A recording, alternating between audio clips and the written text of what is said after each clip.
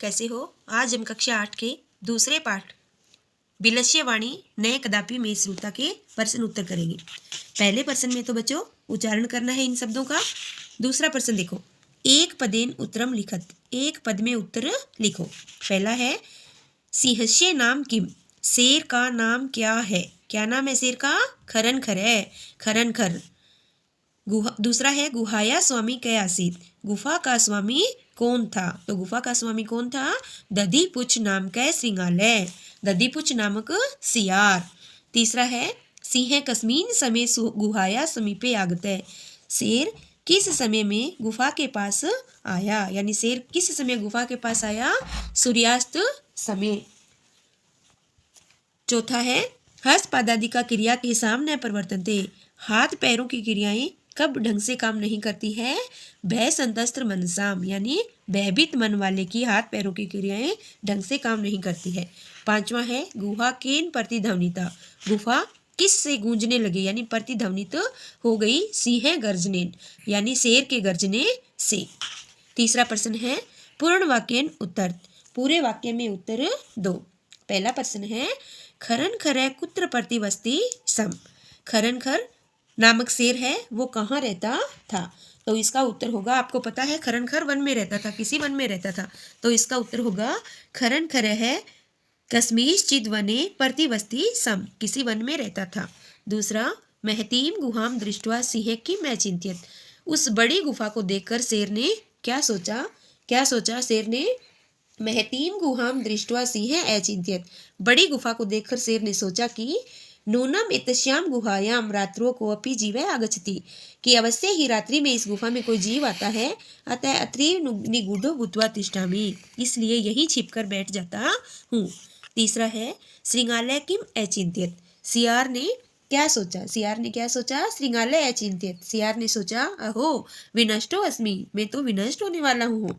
नूनम अस्मिन बिले सिंह स्थिति तर्क्यामी तत्किम करवाणी, वह क्या सोच रहा है कि अरे मैं तो विनष्ट होने वाला हूँ, अवश्य ही इस गुफा में शेर है, यह मैं तर्क देता हूँ या सोचता हूँ, अब मुझे क्या करना चाहिए?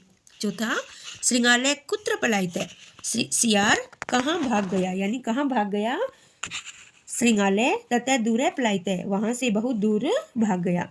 पांचवा गुहा समीप आगत्य श्रृंगालय किम पश्यति, गुफा के पास में आकर सियार ने क्या देखा? यानी गुफा के पास आकर सियार क्या देखता है? क्या देखता है कि गुहा समीप आगत्य श्रृंगालय सिंह पद पदति पश्यति, गुफा के समीप आकर सियार शेर के पैरों के निशान देखता है, सिंह पद पदति, शेर के पैरों के निशान देखता है।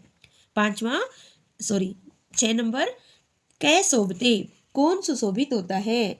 क्या कौन सुशोभित होता है? ये अनागतम कुरुते स शोभते, कि जो नया आयु वे दुख का भी निराकरण कर लेता है वह हमेशा सुशोभित होता है। हाँ, चौथा क्वेश्चन देखो, रेखांकितानि पदानि आधृत प्रश्न निर्माणम कुरु, रेखांकित पदों के नीचे है वो प्रश्न निर्माण करना है, यानी रेखांकित पदों पर आधारित हमें उन शब्दों पे प्रश्न निर्माण करना है। पहला क्षुधार्त है सिंह कुत्रापि आहारम न प्राप्तवान, क्षुधार्त यानी भूखे, भूखे शेर को कहीं भी भोजन प्राप्त नहीं हुए, तो यहाँ शेर की विशेषता देखिए कि कैसे शेर को कहीं भी भोजन प्राप्त नहीं हुआ, तो क्षुधार्त की जगह आएगा की दर्शय है और लास्ट में क्वेश्चन मार्क तो लगेगा। फिर है दधीपुच्छ नाम श्रृंगालय गुहाया स्वामी आसीत, दधीपुच्छ नामक सियार गुफा का स्वामी था, तो कौन किस नाम का सियार गुफा का स्वामी था? तो दधीपुच्छ की जगह आएगा किम नाम का। तीसरा है ऐसा गुहा स्वामी ने सदा आह्वानम करोती, यह गुफा स्वामी का रोज आह्वान करती है, रोज पुकारती है, तो स्वामी ने की जगह आएगा कस्य, क्योंकि ये षष्ठी विभक्ति है। चौथा है भय संतस्त्र मनसाम हस्तपादादि का क्रिया न परिवर्तनते, हस्तपादादि कहा की क्रिया की जगह आएगा कहा।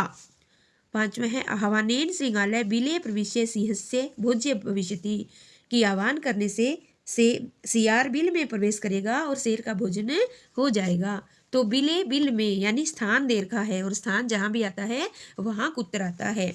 पांचवा क्वेश्चन घटना कर्मानुसारम वाक्यानि लिखत, घटनाक्रम यानी पाठ के अंदर ये सारी घटनाएं हुई है, अब क्रम से ये घटनाएं पहले कौन सी हुई है उस आधार पे हमें ये रखना है। सबसे पहले बच्चों इनमें से कौन सी हुई है? सबसे पहले हुई है ये, परिभ्रमण सिंह क्षुधार तो जाते हैं, घूमते हुए शेर भूखा हो जाता है। बाद में हुई है ये, सिंह एकाम महतीम गुहा में पश्यत, शेर ने एक बड़ी गुफा को देखा।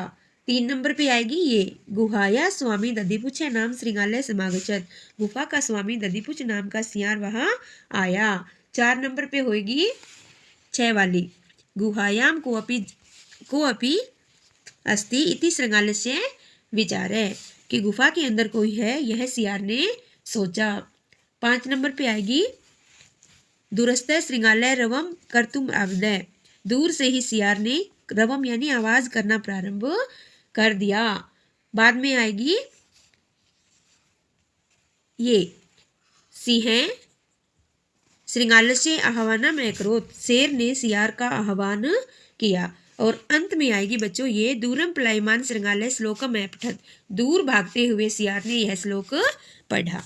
अब आगे 6 नंबर पे देखो, यथा निर्देशम उत्तरत, यानी निर्देश के अनुसार उत्तर दो। पहला है, एकाम महतीम गुहाम दृष्टवा स अचिंत्यत, एक बड़ी गुफा को देखकर उसने सोचा।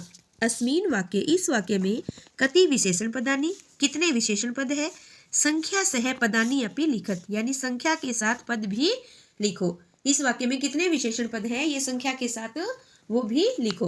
तो पहले प्रश्न का होगा द्वे, यानी 2 विशेषण पद है, इसके अंदर 2 विशेषण पद है।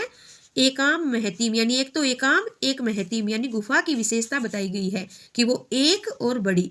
विशेषण की परिभाषा आपको पता है कि जो संज्ञा या सर्वनाम की विशेषता बताते हैं वो विशेषण होते हैं, तो यहाँ गुफा संज्ञा है और संज्ञा की विशेषता है कि एक बड़ी, तो ये दोनों पद है वो विशेषण है। और कौन कौन से, एकाम और महतीम। दूसरा, तद अहम अस्य महावनम करोमी, तो मैं इसका आह्वान करूँगा। अत्र यहाँ अहम इति पदम कस्मे प्रयुक्तम, कि अहम है वो किसके लिए प्रयुक्त हुआ है, तो आह्वान करूँगा किसके लिए हुआ है, सिंहाय शेर के लिए। तीसरा, यदि त्वम माम न आहाव्यसि, यदि तुम मुझे नहीं पुकारोगे, अस्मिन वाक्य कर्तृपदम किम, यानी इस वाक्य में कर्तृपद यानी कर्ता कौन है, तो इस वाक्य में कर्ता है त्वम, यानी यदि तुम मुझे, तो तुम इसमें कर्ता है। देखो घ वाला, सिंह पद पद्धति गुहायाम प्रविष्टता दृश्यते, शेर के पैरों के निशान गुफा में प्रवेश करते हुए दिखाई देते हैं। अस्मीन वाक्य क्रियापदम किम, यानी क्रिया इसमें क्या है, तो क्रिया है दिखाई देते हैं। 5वां, वने अत्र संस्तस्य समागता जरा, वन में रहते हुए मुझे बुढ़ापा आ गया।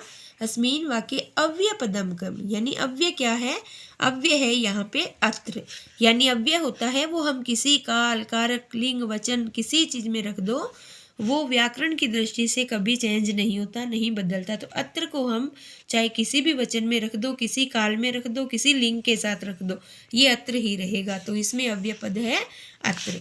7वां, मंजूषात अव्यय पदानी चित्वा रिक्त स्थानानि पूर्यत, यानी हमें इस बॉक्स से अव्यय पदों को चुनकर इस कहानी को पूरा करना है। एकस्मिन् वने जालम विस्तीर्य, यानी किसी वन में, कश्चन यानी कोई, व्याधा यानी शिकारी, जालम विस्तीर्य दूरे स्थित है, यानी एक वन में किसी शिकारी ने दूर ही जाल को फैला दिया। क्रम से आकाशात सह परिवार है कपोत राजा नीचे आगछत, यानी उसी क्रम में आकाश से अपने परिवार सहित कपोत राज नीचे आया। यदा कपोता तंडुलान ने पश्यत, जब कबूतरों ने चावलों को देखा, तदा तेसाम लोभ हो जाता है, तब उसे लोभ हो गया, यानी वो लोभ में आ गए। परम राजा सहमत न आसीत, परंतु राजा इससे सहमत नहीं हुआ। तस्य युक्ति आसीत, क्या युक्ति थी उसकी, कि यदि वने को अपि मनुष्य नास्ति, यदि वन में कोई मनुष्य नहीं है, कुतः तंडुला नाम संभव है, तंडुला नाम संभव है, कि यदि कि वन में कोई मनुष्य नहीं है तो यहाँ चावल कैसे संभव है, ये कपोतराज ने सोचा।